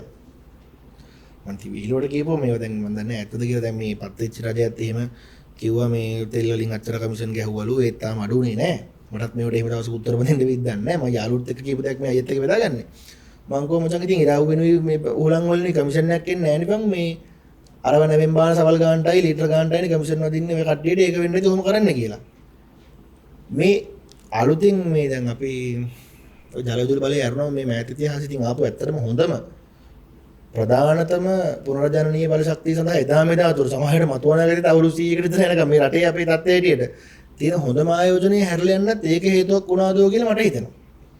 මොකද අර පුනර්ජනනීයයෙන් ඉතින් නැවත වීදමක් නැහැ නැවත වීදමක් නැතුව කමිෂන් ගන්න තැනක් නැහැනේ. ඒක මේ ආණ්ඩුවට බයිනව නෙවෙයි. ඒ හැදිලා තියෙන විදිය සමහර විට උතන දැන් වෙච්ච ප්‍රශ්නත් එක්ක පහුගිය අරගලෙත් එක්ක අර දේශපාලඥයන්ගේ මම දකිනවා යම් සුගතියක්. නරක මිනිස්සු හොඳ වෙන්න හදනවා. නරකයිම කියපු මිනිස්සු මේකෙන් අයින් වුණා. අලුතෙන්ම කට්ටියක් ආවා. දේශපාලකයෝ කියන කට්ටියගේ යම් රිෆෝමේෂන් එකක් වුණා. ඒක අපි ගන්න ඕනේ. ඒක පැහැදිලිව පේනවා. පේන්න වෙනවා. අර හිතුවක්කාර දරදඬු පුද්ගලෝ දැන් පොඩ හිමිට නැහෙන්න කතා කරන්නේ. ඒකත් අපේ ජනතාව ලබාගත්ත මහ විශාල ජයග්‍රහණයක්. ඒකට ඒගොල්ලන්ගේ දැන් අර නරක වැඩුණත් අඩුවෙන් කරන්නේ. හැබැයි ඔය කියන කාලේ පුරාවටම රාජ්‍ය නිලධාරීන්ගේ යම් යම් නේ නරක වුණානේ ඒගොල්ලොත් ප්‍රමාණයකට අල්ලසට වෙන්න පුළුවන් එක්ක නිකන් ඉන්න පුරුදු වෙලා වෙන්න පුළුවන් වැඩේ හරියට නොකර කොහොම හරි ඒගොල්ලොත් යම් පසුගාමීත්වයක් වුණානේ දැන් මම අහන්නේ මම මේ නිකන් තර්කයක් ගොඩනගන්නේ ආණ්ඩුව මාරුනාට අරගොල්ලෝ මාරුන්නේ නැහැ නේ ඒ යන මොඩල් එකේ ඒ විදිහටම යනවා ඕනේ මොනොත් ලේකම්වරු ටික මාරු කරයි තවත් ඕනේ මොනොත් ලේකමුයි අතරේ ගල කමිටු ටිකයි මාරු කරයි ඔහොම ගිහලා මුළු රාජ්‍ය සේවය මාරු කරන්න බෑනේ නේ ඒක තමයි ප්‍රැක්ටිකලි මාරු කරනවා කියන්නේත් අතරින් අරන් මෙතනින් තියෙනවා මෙතනින් අරන් එතනින් තියෙනවා ඉන්දියාවේ මිනිස්සු ආවේ නැහැනේ එතකොට මේ මිනිස්සු මම බරපතල චෝදනාවක් කරන්න නමින් මට කියන්න බෑ ඒගොල්ලෝ තාම පරණ වැඩ ටික කරන් යනවද දන්නේ නැහැ එතකොට ඉස්සර 100%න් වෙච්ච හොරකම දැන් 5%කින් 10කින් 20කින් 50කින් වෙනවද දන්නෙත් නැහැ ඔව් මේ ප්‍රශ්න ඉවරයක් නැහැ නේද දැන් ඇත්තටම ඔය දැන් පත් වෙලා ඉන්න කට්ටියගේ කැම්පේන් එක දැක්කම අවංකවම අපිට ආසයි පොඩි මනස්කාන්ත ගතියක් තියෙනවනේ දැක්කම ආසයිනේ කියන්නේ දැන් ඒ පුද්ගලයෝම යම් යම් තැන්වල මම දන්නේ තමයි කරන්න දෙන්නේ දැන් උදාහරණයක් පන්ති අපි දකින කුඩාම තලයේ නායකයා තමයි පන්ති නායකයා එයා මොකද කරන්නේ උදේ යාගේ පළවෙනි කාර්යය තමයි පන්තියේ පටන් ගන්න කලින් ඒක අස් වෙලා තියෙන්න ඕනේ ඈ ඉතින් අපි සදවස් 7ට බෙදාගෙන ළමයි බෙදාගෙන අතු ගාපල්ලා කියනවා මූ ගණන් ගන්න එක එක්කත් බැරි මොනොත් මොකද කරන්නේ මිනිහා තනියෙන් අතු ගන්නවා ඔව් ටීචර් මොන දෙන්න බෑනේ සාමාන්‍ය පන්ති නායකයා කරන්නේ ටිකක් අර හොඳ PR එකක් තියෙන හොඳ පිළිගෙනවක් තියෙන මිනිස්සුන් ඌට ඒ ලැජ්ජාවට උ තනියෙන් බෙදානවා රටේ නායකයෙක් එහෙම කරන්න බෑනේ නේ රටේ නායකයෙක් රට තනියෙන් හදන්න බෑනේ දැන් මේ ජනාධිපතිවරයාට යම් මේක එක හාස්‍යයට අරන් තිබුණා මම නම් ඒ දන නෑ මම ඒ මිනිස්සුන්ට ඒ තියෙන ස්ට්‍රෙස් එකත් එක්කලා ඒ ඇඳුම් වරද්දලා අඳිනවලු කතාව වරද්දනවලු ඉතින් එහෙම වෙනව ඇති ඒව සාමාන්‍ය දේවල් ඒක සාමාන්‍ය දේවල් සාමාන්‍ය පුද්ගලෙක් ඉතින් ඒ මිනිස්සුන්ට එතුමාට යම් යම් පොඩි පොඩි විසඳුම් වලට තියෙන ඉතින් ඒ ග්‍රෝමින් වලට එක්කෙනෙක් ගන්න වෙයි ඒකට අපි ඒ කියන්නේ ඒකට අපි අපේ හිත පහද ගන්න ඕනේ ඉතුරු කරනවා කියලා රාජ්‍ය ආදායම ඉතුරු කළ යුතුයි ඒ තරමම ඉන්නවා ඒ තරමට ඉතුරු කරන්න ගියාම අර විනාශ වෙන ප්‍රතිරූපී කොට ගන්න බෑ නැවත මුළු අයයක් එහෙම් පිටින් ඒකට දැම්මත් ඒක අපි එළියට පේනවනේ. ඔව්. මෙයාට 100ක් නැහැ මේ තරම් කියලා. මෙයා මුළු ආණ්ඩුවකට මෙයා තනියෙන් ටකල් කරන්න එපානේ. ඒ නවකේ ගොඩක් එක්කනේ මේ යන්නේ. සෛද්ධාන්තික වශයෙන් සුපිරි වැඩ වෙන්න පුළුවන්. තියරි ඔළුවේ එහෙම් පිටින්. මෙයා ප්‍රැක්ටිකල් කරන්න එපානේ දැන්. ඒකපාර කරන්න බෑනේ. දැන් ඔයා කරන YouTube social media එක මට තනියෙන් කරන්න පුළුවන්. මම මේක තනියෙන් කරලා තියෙන්නේ පෙ. මම අයියත් එක්ක මේ කතිකාවත ගොඩනගන්න ඔයාගේ මට උපදෙස් ටිකක් ගන්න පුළුවන්. මාව ඔයා යන මාවත් ඉඳලා මාව එක්කයි යන්නේ. මම නරක මිනිහ පස්සේ නෙවෙයි යන්නේ. ඒ වගේ මේ පැතිවලට යන්න වෙනවා. ඉතින් අර එහෙම ගන්න ඕන උපදෙස් අරගෙන මේ ගමනේ යන්න ඕනේ කියන ආර්ථිකමය වශයෙන් මේ ප්‍රශ්න වලට නැත්තම් අපිට මුහුණ දෙන්න වෙනවාමයි මේ ඒ තත්ත්වය අපි නිර්මාණය කරගන්න ඕනි මේ ඒ උපදේශකවරු හරහා ඒ අදාළේ වරප්‍රසාද ඒවා මේවා අපිට එහෙම එකපාර කැන්සල් කරන්න බෑ මොකද අර ඒ ලේකම්වරු අරව මේවා ඔය ඊටපු අයම තමයි මේ ඉන්නේ පෙන්ෂන් ගියේ නැත්තම් එක්කෝ ඒගොල්ලෝ කලින් ආඩ අවන තැලක් දන්නේ නැහැ මේ ප්‍රශ්නකුත් වෙනවා මේ කොහෙටවත් නැතුව කතා කරන්න ඕනේ මැදස්තව දැන් මාව මොකක් කර හොඳ තැනකට ගියොත් මං ඉන්න මිනිස්සුන්ගේ ඒ දැන් මම ආශ්‍රය කරන සර්කල් එකේ සුසුකම් තියෙන කට්ටිය වෙන අපි ගන්න මොකද අපිට ඒක හරි පහසුයිනේ මාධ්‍ය පැත්තෙන් මම ඔයා හොයන් ආවේ ඒකනේ එතකොට ඔය ඉන්න ජනාධිපතිතුමා හෝ කොමන ජනාධිපතිතුමා හෝ පත් වෙලා අපි හිතමුකෝ එයාගේ ඉන්න ප්‍රබලම මේ ලේකම්වරු 10 දෙනාගෙන් එක්කෙනෙක්ව මාපත් කරගන්න ඕනේ. මේ ලංකාවේ එකම එක්කෙනා නෙවෙයි න්යාපත් කරගන්නේ. ලේකම්වරුන්ගේ පූල් එකක් තියෙනවා. ඕනම අමාත්‍යාංශයක. ඉන්න බලාගෙන සෙට් එකක් ඇතරේ කියලා ලේකම්වරු කාලේ තිස්සේ අත්දැකීම් ගත්ත විශාල පිරිසක් ඉන්නවා. එතකොට ඔය අතරින් අර සීනියර් කෙනෙක් කපල යටින් අරන් උඩින් තිබ්බොත් මොකද්ද වෙන්නේ? අර ගන්න මනුස්ස අතිදක්ෂයෙක් කියන්නකෝ. ඉන්න උන්ටත් වඩා දක්ෂයෙක්. හැබැයි ඕවර්ऑල් ගත්තම ඉතින් අත්දැකීම් වලින් අඩුවක් තියෙනවා කියන්නකෝ. අර මෙහෙට වැඩ ගන්න දෙයිද? පාරණ කට්ටිය අදිනව අනිත් පැත්තට. අර මිනිස්සයා තීරණයක් ගන්නකොට දෙන්නම්. වරෙන්කෝ කියලා අනිත් පැත්තෙන් අදිනවදෝ මන් දන්නේ මේ ගන්න තීරණ මෙච්චර අසාර්ථක වෙන්න බෑ නැත්තම්. ඒක තමයි බහුතරය වෙන්නේ. ඔය වරාය ප්‍රශ්න නම් ආවනේ දැන් වරායේ හිටපු සුපිරිම රේගුලර්කාරියෙක්. කැලණි විශ්වවිද්‍යාලේ මහතිර විශ්වවිද්‍යාලේ ඒ පීඨෙම හොඳ ඔය පීඨෙක හිටපු හොඳ අති දක්ෂයෙක් නෙවෙයි ඉන්නේ. ධනපති ලේකම් වෙලා. ළඟම ඉන්න මිනිස්සුන්ට නොපින අර වගේ ප්‍රශ්න ගොඩනගන්න බෑනේ. මම හිතලා අභ්‍යන්තර අර්බුදකාරී තත්ත්ව ගොඩනගන්න නිර්මාණය වෙනවා දෝ කියලා මේක මේ මම ඒ ඔක්කොටම ආරාධනා කරන්නේ මේක ජාතික වශයෙන් හිතන්න ඕනේ. එතන ගොඩක් වෙලාවට තියෙන්නේ සමහර ආයතනවල ප්‍රශ්න හදන්න පුළුවන්. පුළුවන්. ඒක පොඩි දෙයකින් හදන්න පුළුවන්. උදාහරණයක් විදිහට ගත්තොත් එයාපෝට් එක වරාය ඒ වගේ තැන්වල කන්ටේනර් ලෝඩ් එකක් අන්ලෝඩ් කරනවා නම් ඒ වගේ දේවල් චෙක් කරනවා නම් ඩිලේ එක පැයක් දෙකක් වැඩි කරා කියන්නේ පිටිපස්සේ ලෝඩ් එක වදිනවා පෑලිය කොටත් පහු කරලා. එතකොට ඒක දවසක් දෙකක් අදිනවා කියන්නේ තව වැඩි වෙනවා. එතකොට මේ ප්‍රශ්නේ ලොකු ප්‍රශ්නයක් වෙනවා. ඒක ඇවිල්ලා කොස්ට් එක පැත්තෙන් ගත්තාම තව වෙන පැත්තකට යනවා. ඒ වගේ ලොකු ප්‍රශ්න ටිකක් එනවා. අපිට මේ වෙනකන් හිතන්න දැන් අයියෝ කිව්ව දේ අපි ඒක පැත්තක් ඒක අධ්‍යාපනය සෞඛ්‍ය හැමතැනම මේ රටේ අධි සංවේදී මර්මස්ථාන මේ ඔක්කොම පාලනය වෙන මේ දෙපැත්තක් ඉන්නවා මම දකින විදිහට. එක සෙට් එකක් තමයි ආණ්ඩුව. මම විශ්වාස කරනවා කුමර අර මං කිව්ව පන්ති නායකයා වගේ කුමර නායකයෙක්වත් කතා අහන්න වැඩ කරන්නේ නැහැ. Tamanට තේරෙන තරමට කරනවාමයි. සත්භාවයෙන් එයාගේ නම බබලවන්න එයා කැමති වෙන සමහර කට්ටිය ඉන්නවනේ කැමති නැති අයත් නරක දෙයක් නම් කරයි කියලා මම විශ්වාස කරන්නේ නැහැ. අන්තවාදීව රට රාදෙන්න නැති මිනිහපත් උනුත් කරන්න දෙයක් නැහැ. සමස්තයක් අර එහෙමයි. එහෙම වැඩ කරද්දී ඒගොල්ලන්ට වැඩ කරන්න දෙන්නේ නැති සමහර වෙලාවට අන්තවාදී විපක්ෂ බිහි වෙන අවස්ථාවක් තියෙනවා. අතීතයේ එහෙම දේවල් තිබුණා. ඒක අපිට පිළිගන්න වෙනවා. කරන දෙයට කරන්න දෙන්නේ නැහැ. ඒ විපක්ෂය කියන පක්ෂයක් වටේ ඒගොල්ලෝ ගොඩනගා ගන්නවා මහා ප්‍රබල වෘත්තීය සංවිධාන කීපයක්. ඒ හැම එකටම අදාළව අනුබද්ධ සංවිධාන. ඒ වෘත්තීය සමිති වලින් මහා හොඳ වැඩක් කරනවා. නැත්තේ නෑ. මහා විනාශත් වලට කරනවා. ඒකට එක උදාහරණයක් තමයි සිනෝපෙක් එකකින් එන ඔයිල් රිෆයිනරි එක සම්බන්ධතර පැත්තට. ඔය තව කලින් එන්න තිබුණානේ. නේ? ඔක අවුරුදු ගණනාවක් තිස්සේ කතා වෙන වැඩක්. එන්න දුන්නේ නැත්තේ ඇයි? ඔය කියන කට්ටිය අම්බෝ බෑ මේක අවුරුදු රස්සාවල නැති වෙනවා චීන ඔයිල් වැඩ කරයි මේ තෙල් ඔක්කොම විතරට ඇත්ත.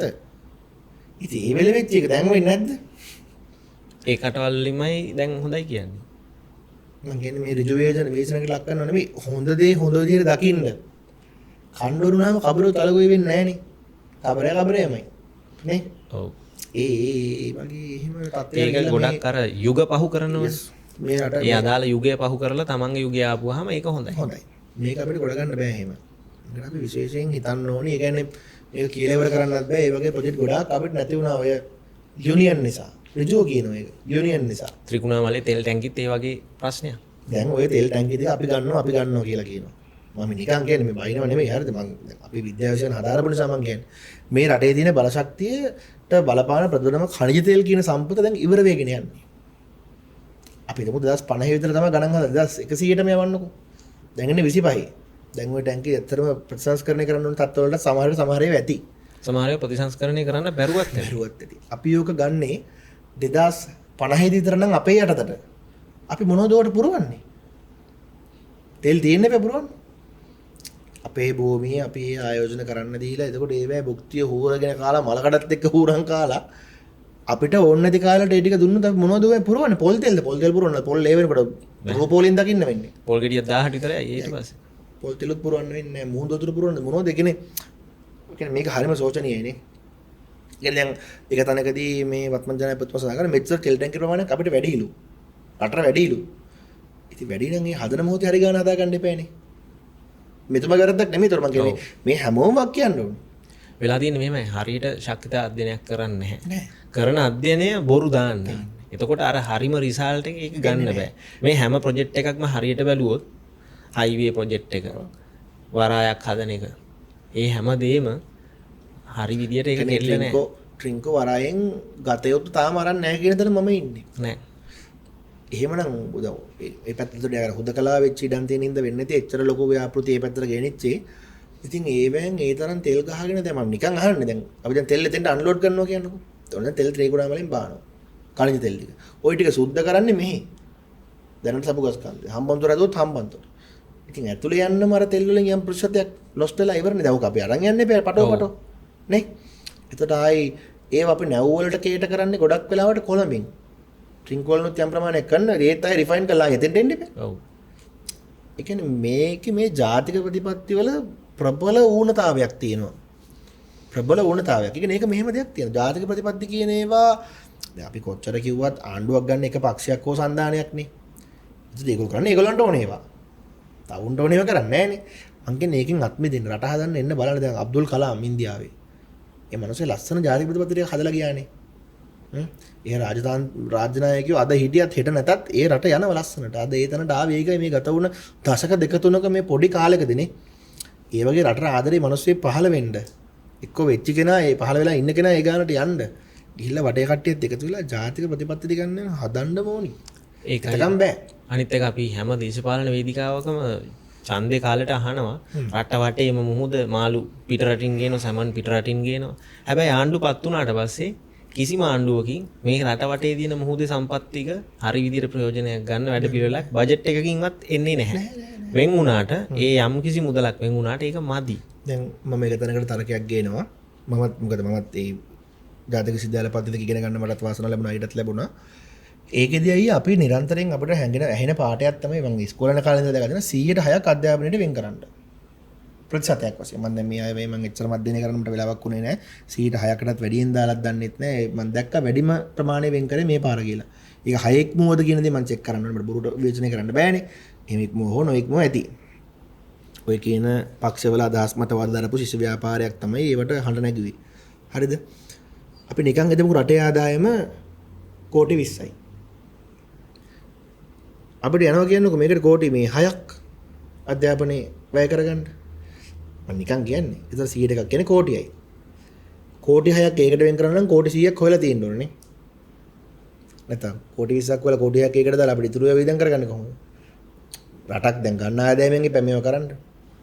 එතකොට ඇයි අපිට බැරි අර්ධ රාජ්‍ය විශ්වවිද්‍යාල හදන්න? මම මේකේ වරප්‍රසාද ලැබු පුද්ගලෙක්. මම පූර්ණ කාලීන ශිෂ්‍ය ක්‍රියාකාරකම් ඉඳලා මට ඒ ටික වෙලාවට කවර් කරගන්න බැරි වෙලා මම තාම නැත්තම් මට බැචලර්ස්ුත් නැහනේ. මට රට යන්න එහෙම ලොකු ආර්ථිකයක් තිබ්බ මිනිහෙකුත් නෙවෙයි. අපි සාමාන්‍ය මධ්‍යම පාන්තික පවුල් වල මිනිස්සු අපි දවස ගන්න ඉස්සරහට යන උත්සාහ කරනවා. ආර්ථික තත්ත්වය හදාගන්න ගමන්. හැබැයි යම් මූල්‍ය ශක්තියක් තියෙන මිනිස්සෙක් ලංකාවේ නැතු රට යනවනේ. හැබැයි මේ මිනිස්සු ගිහලා ඉගෙන ගන්න ඒ රටේ ෆොරින් කරන්සි එක ගෙවලා. අපේ මහා බැංකුවට යම් මුදල් ප්‍රමාණයකුත් නැති වෙනවා.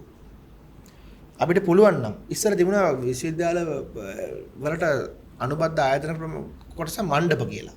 ඒවට කියන්නේ යුනිවර්සිටි කියලා. සෝරි කැම්පස් කියලා. යුනිවර්සිටි එකක් යටතේ කැම්පස් තියෙන උදාහරණයක් විදිහට ශ්‍රීපාලියේ තියෙන කොළඹ යටතේ. මම අදටත් එක මණ්ඩපයක් ළඟදී විශ්වවිද්‍යාලයක් කරනවා කිය කීට කරාද දන්නේ නැහැ. ඒක හොයලා බලන්න ඕනේ. එතකොට අන්න ඒව හරහා හෝ අපිට ගැලපෙන අර මම කියන රාජ්‍ය විශ්වවිද්‍යාලයට හැමෝටම එන්න බෑනේ මේ සම්පත් විසමතාවයක් නේ තියෙන්නේ.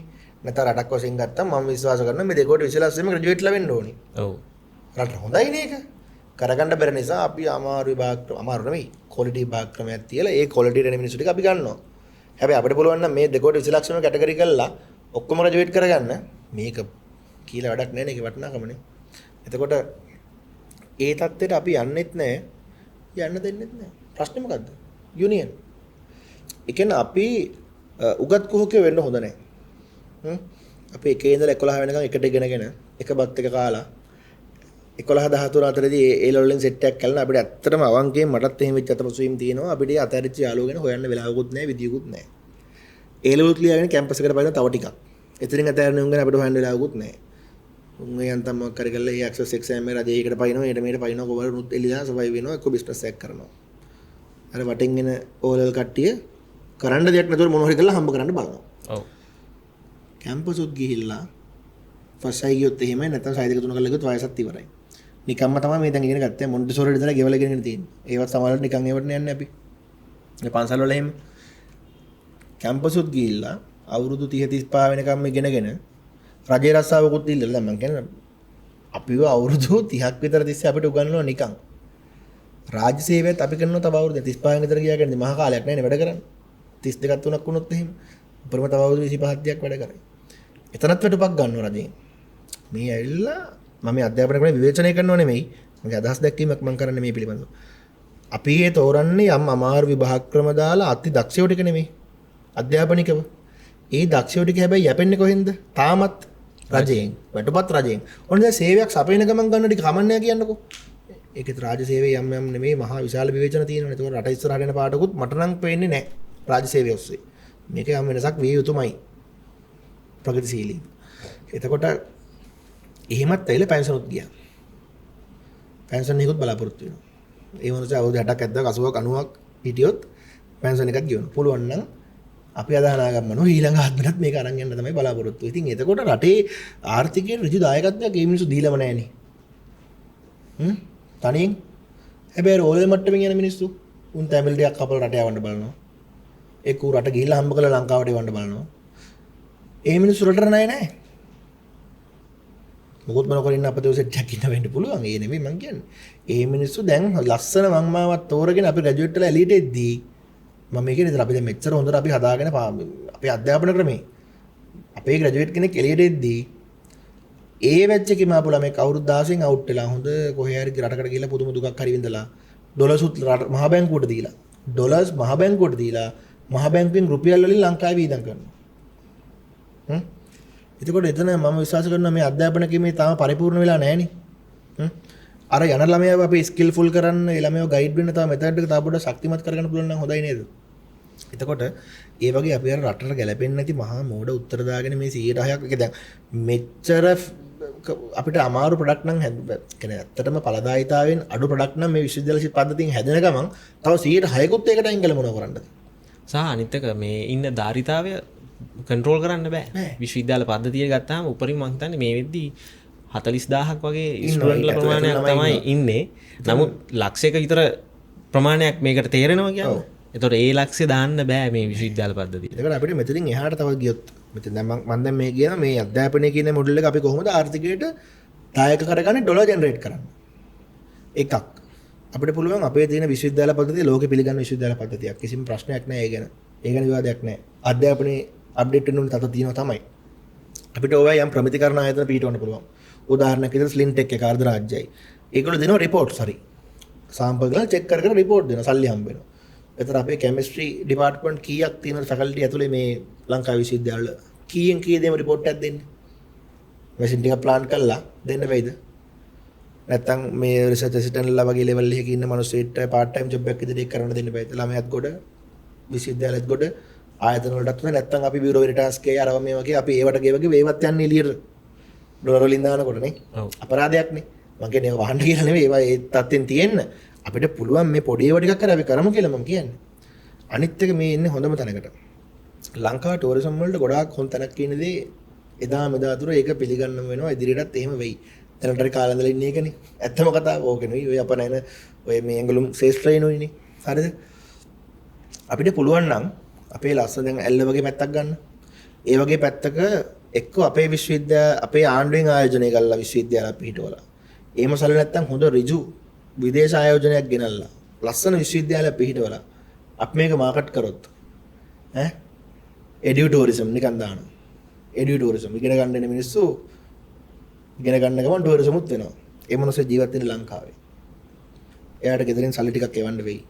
ගෙවන්නේ අදාළ ෆොරින් කරන්සි එකන්නේ මහ බැංකුවට තමයි ඒවා එන්නේ. හැබැයි යා මේ වීදම් කරන රුපියල් වලින් කරා. රුපියල් අච්චු ගහලා දෙන්න බැරි කමක් නැහැ නේ. මේ ඕන තරම් පුළුවන් නේ තෝමස් විලාරවකට දාලා කරගන්න පුළුවන්. ඉතින් කොල ටික ගේන්න තරනේ තියෙන සල්ලි හරියට එනවනම්. අන්න ඒ වගේ ඇයි අපිට මේ මේකේ වෙයි ලොකු කතාවක්. මට ගොඩි කන්න කතාවක් මම මේ කිව්වේ. ඒක කියනවනම් කියන්න උගත් කොහොකියෝ විතරයි. ඇයි කියන්න දෙන්නේ නැත්තේ?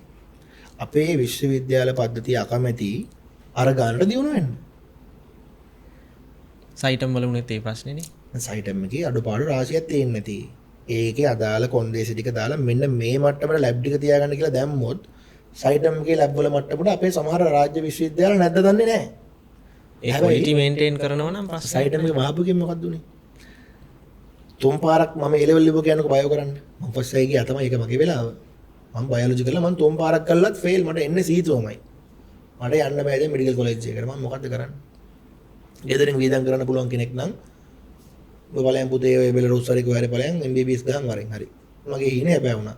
යන්න බැරි මිනිස්සෙක් නම්. හැබැයි මට ලෝන් එකක් හරි දාලා මේක ලංකාවේ තිබ්බොත් කරගන්න පුළුවන් මිනිස්සෙක් නම් අපිට නැති වෙන්නේ වෛද්‍යවරයෙක් නේද? අපිට එපා නම් මේ මිනිස්සයව අපි මෙතනින් උගල රට යවනවනේ. රට අපි දැනුම එක්ස්පෝර්ට් කරනවනේ. ඉවරනේ. ඉතින් ඒ වගේ ඒ අර දැන් මේක අපිට කමිෂන් සභාව වලින් කියන්න පුළුවන්. මැතිවරණ කමිෂන් සභාව මැදිහත් වෙලා ස්වාධීන කණ්ඩායම් වලටත් මහ පක්ෂ වලටත් එකම සම බිමක් හදලා දෙනවා මැතිවරණ වලටනේ. එකම සම බිමක්. මේ ලොකු පක්ෂ මෙහෙම කරන්න පොඩි පක්ෂ මෙහෙම කරන්න කියන්නේ සමහර අප මුදල් වල වෙනස්කම් තියෙනවා. මොකද ඩොකියුමන්ට් පාර්ට් වෙනස්නේ දෙකට කරන. අරයට විශේෂ අවධානය දෙන්න ගියාම ගානක් එපා. ඒ හැරෙනකොට මම කියන්නේ තරඟ බිම. පිටිය එක සමානයි. ඒ කියන්නේ කොට්ටාසක ගහන්න පුළුවන් බැන එකේ ඒ ඔෆිස් එක ගන්න පුළුවන් වර්ගඩි 60යි නම් හැමෝටම 60යි. 60න් එහා ගහන්න බෑ. ඒතර විශ්වවිද්‍යාල ප්‍රතිපාදන කොමිෂන් සභාවට ඇයි බැරි මැදිහත් වෙලා? රජ විශ්වවිද්‍යාල වලටත් ප්‍රයිවට් විශ්වවිද්‍යාල වලටත් එකම සමබිමක් හොඳට හදලා දීලා අපි ඔක්කොම ලංකාවේ පුරවැසියෝනේ මේ දැන් මේ A level ෆේල් වුණා කියලා ඌ වෙන ජාතිකයෙක් වෙන්නේ නැහැ ශ්‍රී ලාංකිකයෙක්මනේ. කවුද ඒ ළමයි වෙනින් කතා කරන්නේ? ඒගොල්ලන්ගේ දැන් ඔය අන්තරේ වගේ හොඳ මූවමන්ට් එකක් හැදිලා තිබ්බනම් මොකක් හරි ඒක විසඳෙයි කියලා මතයක් ළමයින් ගොල්ලෝ හැදෙනවනේ. ඒක අපරාධයක්. මේ කමිෂන් සභාව ඇක්ටිව් වෙලා ඒව පොඩ්ඩක් අර මේ අධ්‍යාපනයේ තුලින් මම විශ්වාස කරනවා අපේ ලංකාවට දැනුමයි ප්‍රාග්ධනය කරගන්න ඕනේ. ඒක මගෙත් මම විතර පාවිච්චි කරන පාඩයක් දැනුම ප්‍රාග්ධනය කරගන්න ඕනේ. ඉතින් අපේ දැනුම ප්‍රාග්ධනය කරගන්න නම් මේ අධ්‍යාපන මූලස්ථාන බල කේන්ද්‍රස්ථාන ටික අපි නැගිටවන්න ඕනේ. එහෙම නැත්නම් අපි කොහොමද කරන්නේ මේක? ඒක කරන්න මම මේ යෝජනා කරනවා. සමහර ප්‍රශ්න වල උත්තර හරි බැරෑරුම්. ඔව්. ඒක ඉවර කරන්න. ඒක හරි විදියට පොයින්ට් එකට ඩිස්කස් කරන්න ඕන. ඔව්. දැන් අපි දැන් මෙතන මේ මෙතන ඡන්දයක් අහම ඡන්දේ කරන්න ඕනේ මේ රටේ ඒ කාලේට හොස්ම නොගෙන හරි ඡන්දේ කරන්න ඕනේ කියන දරන මිනිස්සුන්ට හිත හදාගන්න පුළුවන් නම් ස්වාධීන කණ්ඩායම් වලටයි අරවට සම්බිමක් දෙන්න පුළුවන් නම් නොකා නොබී හරි ඡන්දේ කරන්න ඕන කියලා හිතනවනේ. නම් කරන්න මොනවාම ඒක කරනවා නම් ඉතින් අනේ දෙයියනේ මේ ශ්‍රී ලාංකික මේ එකට දැන් මම 96 අවුරුද්දේ මම 96 එකට ඉපදිච්ච ළමයි ඔක්කොට මේ සම්බිමක් හදන්න නැත්තේ උසස් අධ්‍යාපනයට ප්‍රවේශ වෙන්න. අපිට ඔයා මොඩියෙක් කියලා අයින් කරන්න බෑනේ කාවවත්. ඒ මිනිහා මොනව කරාද අපි දන්නවද? කොච්චර ඉතිහාස විද්‍යාඥයෝ එහෙම හොයාගෙන තියෙනවද? මේ තින ආර්ථිකෙත් එක්කලා දැන් ඒ කාලේ නිදාස් ආර්ථික තත්ත්වත් එක්කලා ඒ රටවල වල ලංකාවේ අර මේ මිනිස්සු නිකන් ඉන්න ගමන් ඒගොල්ලන් ජීවිතේට හරිය සරලයි. ඒගොල්ලන්ට වෙලාවක් තියෙනවා යම් යම් ඇක්ටිවිටීස් කරලා බලන්න ක්‍රියාකාරකම් කරලා බලන්න. දැන් එහෙම තියා උස්ම ගන්නවත් වෙලාවක් නැහැ ළමයින්ට. ඉතින් අර වගේ දෙයක් හදලා තිබ්බොත් එයා වීකෙන්ඩ් එකේ හරි ගිහිල්ලා කරන්න දෙයක් නැතුවට එයා මේසන් බාස් කෙනෙක් වෙනවා කියන්නකො මේ සාමාන්‍ය පෙදරේරුවෙක් වෙනවා. ඒ පෙදරේරුවට නිකම්ම පෙදරේරුවෙක් වෙනවට වඩා එයා ගිහිල්ලා මොකක් හරි ස්කිල්ෆුල් වර්ක් එකක් අපිට ඩිසයින් කරලා දාලා ඒ මිනිසුන්ට ඇවිල්ලා අහන්නේ එන්න වෙලාවක් නැහැ. අපි මාකට් කරලා මේ සෝෂල් මීඩියා අපි වගේ මේ හොඳට පාවිච්චි කරලා මිනිස්සුන්ගේ ෆෝන් එකට මේක යවුවොත් මේකේ වටිනාකම දාලා මම විශ්වාස කරනවා කිසිම කෙනෙක් නොකර ඉන්නේ නැහැ. ඉතින් එතකොට අපේ ප්‍රොඩක්ට් උත් ක්වොලිටි නේ.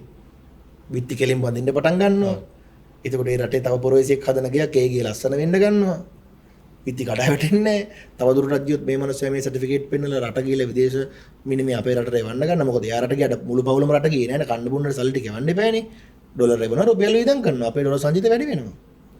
ඉතින් මම හිතනවා අධ්‍යාපනයේ පැත්තේ සහ අර්ධ්‍යාපනයේ සහ වෘත්තීය මාර්ගෝපදේශනයේ කියන පැත්තේ විශේෂ වර්ධනයක් පෙන්වන්න කල යුතුයි. රටේ වාසනාවකට වගේ මේ පාර අගමැතිතුමියමයි එක තියන් ඉන්නේ.